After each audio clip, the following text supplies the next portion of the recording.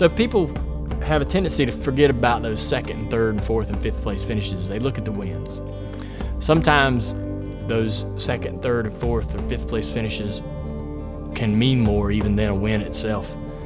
There's one particular race in 2006 at Martinsville where we had a pretty decent car, but we got involved in an accident right at the start. There was a big crash and we knocked the right front fender off completely. And we had to run the rest of the race like that. So we start in the back on that next restart. Man, our day is done. This is unfortunate. Ran 10 laps, just trying to ride around. And all of a sudden started passing this guy, pass that guy, pass this guy, just clicking them off one at a time. And it seemed like over the period of a run, it became easier and easier to get by guys.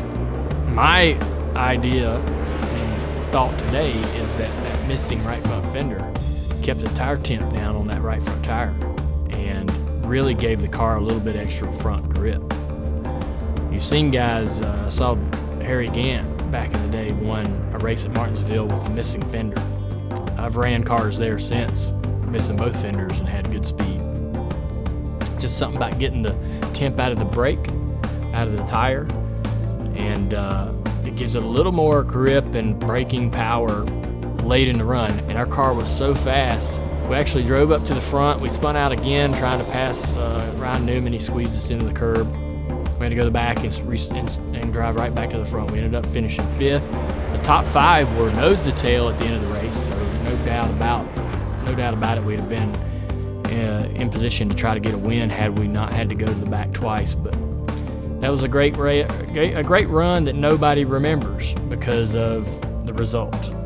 But if you watch the race, you have to look at that one and say, man, that was not only was it a ton of fun, but it was a pretty good achievement.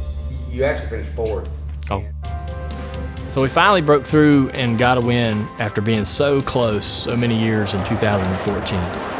It meant a lot to me because I had been chasing after one of those grandfather clocks for a long, long time. I grew up in a house, I think, that had, half a dozen grandfather clocks in it from Martinsville. Those are iconic trophies, and if you're going to race in this series, you want to get those iconic trophies. And that was awesome accomplishment for me personally. And that's just a very difficult physical race to win.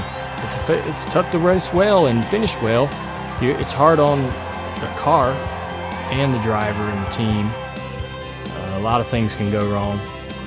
And so took a lot of pride in that win. A lot of pride.